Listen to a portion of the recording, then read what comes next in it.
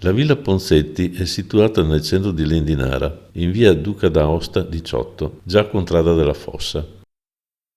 La costruzione è inserita nel catalogo generale dei beni culturali e viene fatta risalire a una data anteriore al 1690. Nel catasto austriaco del 1841 la villa risulta abitata dalla nobile Chiara Pisani, dama della Croce Stellata, e dal marito nobile Giovanni Barbarigo. Forse già alla fine del XIX secolo la villa viene acquisita dalla famiglia Ponsetti.